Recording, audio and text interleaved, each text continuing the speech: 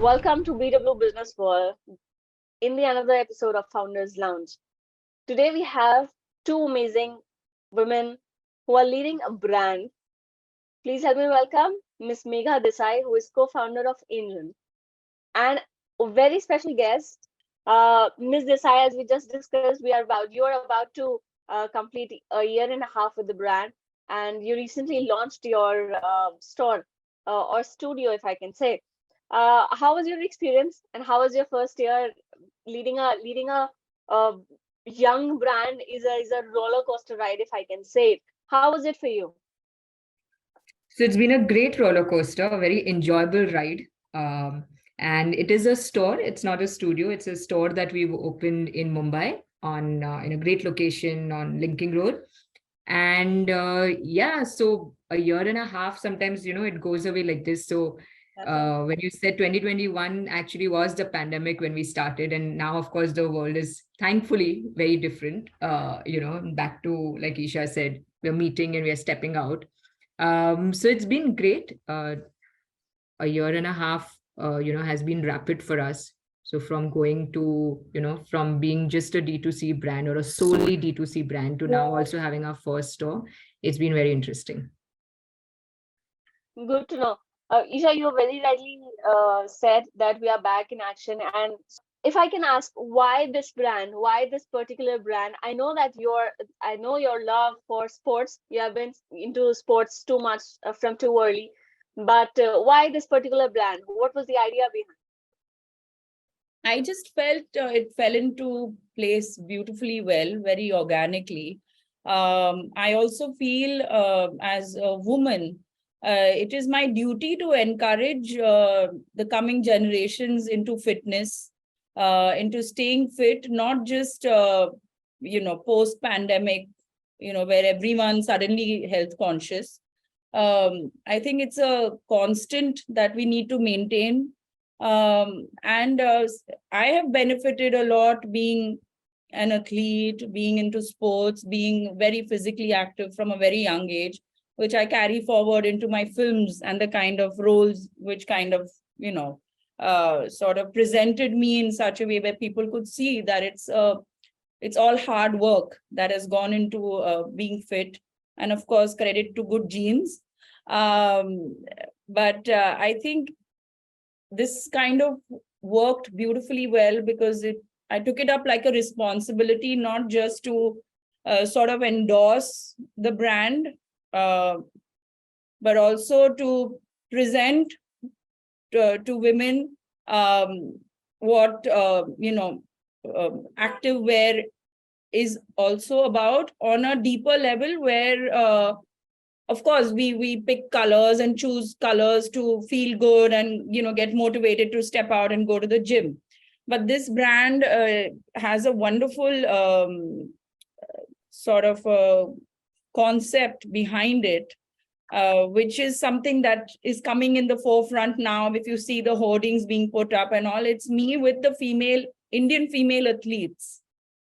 The real Indian female athletes, they are not models. They are our girls from our country who are, from various sport fields, which ENGN is endorsing and sponsoring for their training, taking care of them and encouraging them to move ahead. Because I also believe that in our country, the male gets more of a push as far as sports is concerned. I remember back in the day when I was chosen for the national football team, me and my best friend, both of us, we had great dreams and plans of we'll go play international and all. And then I was actually sat down and told that it's not so easy in our country. And, it's still a process. Women are still struggling to be out there, though there are a couple of them who've broken the sort of myth and gone forward. But I think the more collectively are able to do, the more we'll shine as the female athletes are concerned, So ENGN is doing a fantastic job with the girls. And that is something that I completely fell in love with. And of course, yes, the clothes, the cut and the fit, it's very much for the Indian woman. The colors are so pop and fun. And I use them personally also while I go work out. It's not just that I'm wearing them, as the brand ambassador.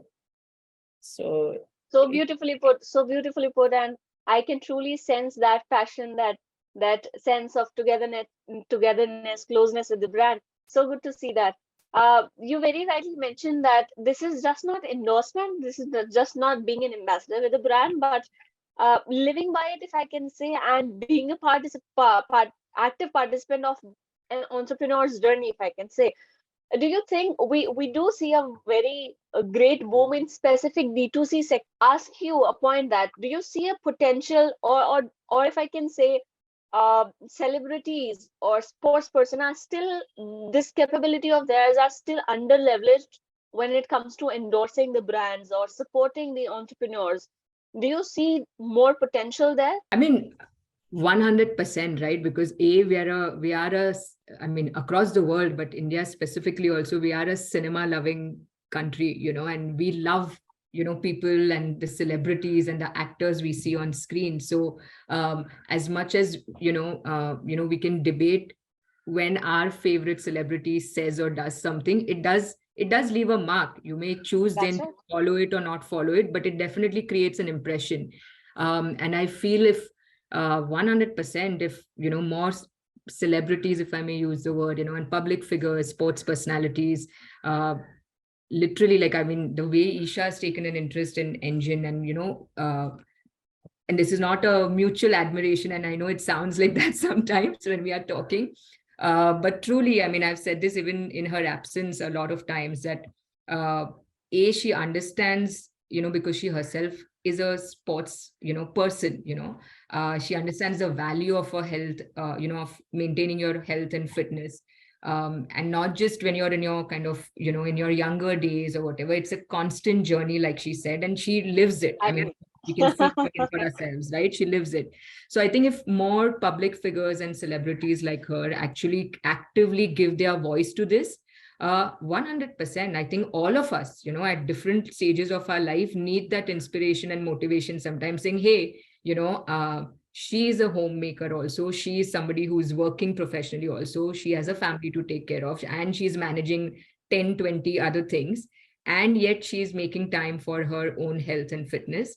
Then, why can't I do that? So that's obviously one immediate kind of, I think, boost that people would get. And two, of course, then, commercially, professionally, and from a business perspective, also it would make sense. I'm sure when, celebrities endorse a brand or associate with a brand, there is something that both of them kind of benefit from. So potential 100% should be done 100%. Good to know. I know that Esha do have multiple roles to play. Who has been your engine, so to say? Who has been your source of inspiration? Who's that person, or what is that thing that keeps you going all the time? I think, see, firstly, it's our parents. For any child, your engine who keeps you going from the day one is your parents. And I think second is ourselves. Like, I look at myself 10 years ago, and I look at myself today. And, there is stuff that I wanted to do back then, which I feel I can take it forward and do it now. So I think we are our constant engine. Lovely, lovely, lovely. Yeah. And I'm just going to add to that. All our creatives right now say exactly this, Resham, this is for you.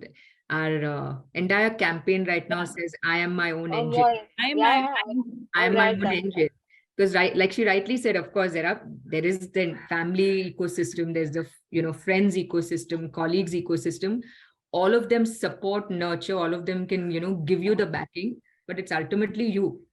Correct. You have to give that wake up, make sure you don't snooze the alarm, or make sure you show up on the field if you're a sports person. So yeah, she said it beautifully. And I am my own engine is a philosophy that we truly, truly believe. So that's also rolled out in the campaign. We truly believe, and I feel age is just a number. Okay. When I say I'm my own engine, what I mean is there were certain things that I did in my 20s. And it was wow. For example, I could do cartwheels. Now, a couple of years down the line, when I look at that girl, me doing it back then, I want to do that even now. So I kind of want, you inspire yourself, you Yourself. got That's right. That's right. yourself because you have I been get there, your message. done Yeah. that. So you just got to maintain it. And disciplined lifestyle is everything, according to me. Been there, done that. I think discipline, hands down. What is that one, the most interesting, the most attractive thing of you being the partners in this? Esha, what is that one thing in your partnership you feel? So I'm the brand ambassador. Okay, I'm emotionally invested in this brand from day one. It's glad that my creative inputs are well taken because, like I said, I'm not just here to model for the brand. I'm more involved in it emotionally than just being part of it. That's right. So they give me that. They welcome that with open arms. That's what I loved about them, and that's why I'm continuing, and they are continuing their association with me.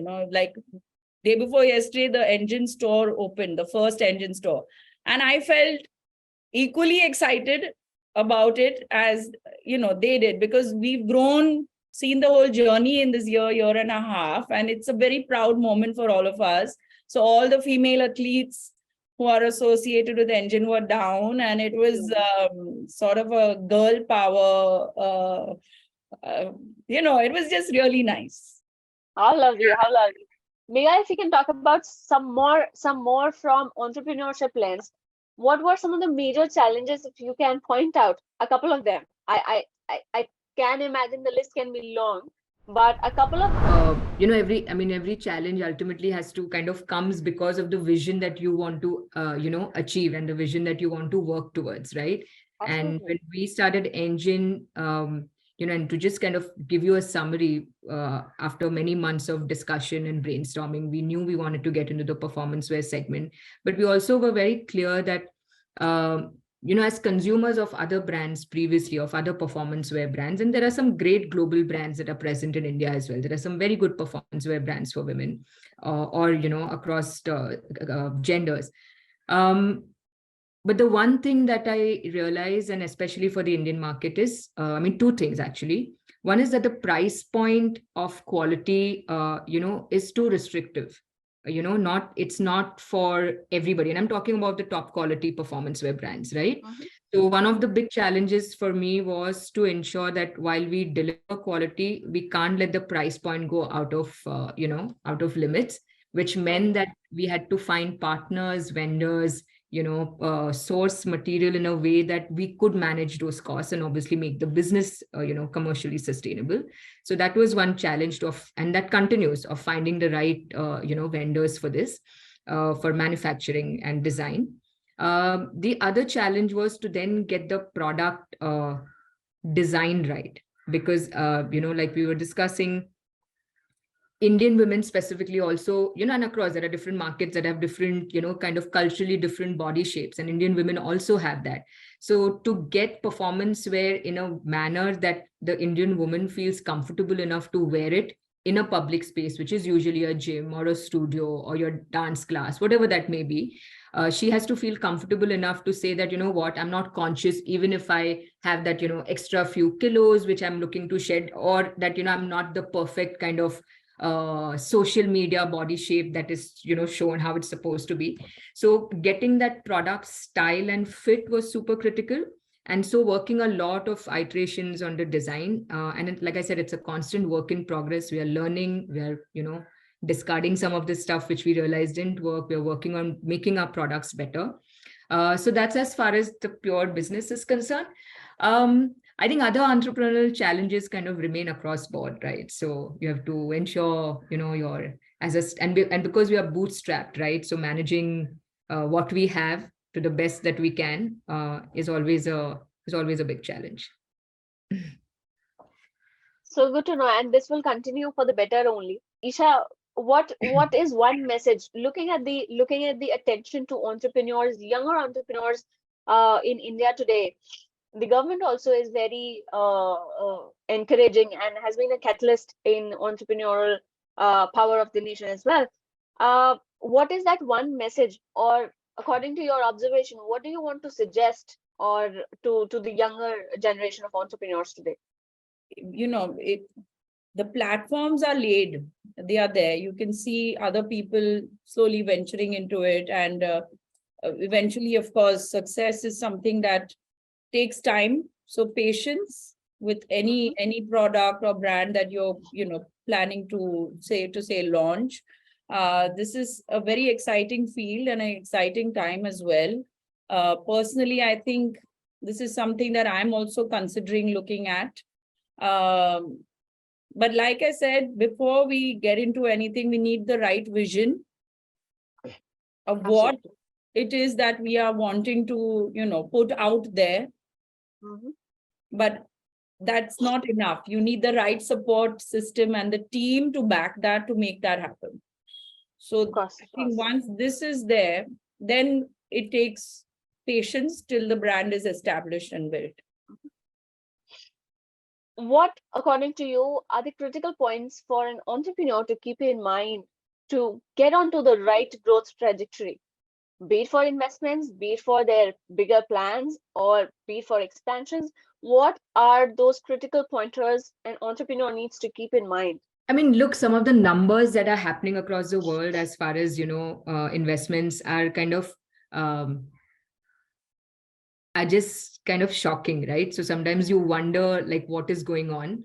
But I think if you just see the pure success stories, and when I say success stories, I mean businesses that have lasted for long, businesses that have continuously over a period of time, I'm not talking of a 2 or 4 year kind of a window. I'm saying consistently grown and been around for long. I think one thing that will clearly stand out is they have stayed true to what they are doing, and they've stayed true on their part. So whether it was whether it's the product that they were, the focus was, or whether it was the philosophy that they started with, I think brands that have, or businesses that have showed success stories, have stayed true to their vision, right, and stay true to their belief. So I think from a growth trajectory perspective, because there will always be 20 variables that will go wrong. You can plan Of and plan course. and plan on paper, and then there'll be course. some new challenge that will come up. But I think if you, as a founder, for me at least, that's the guiding path, right? That if I have to keep reminding myself, we have to keep discussing internally with the team that what is our long-term plan, so athletes, backing athletes, encouraging young girls. So kind of just reiterating that.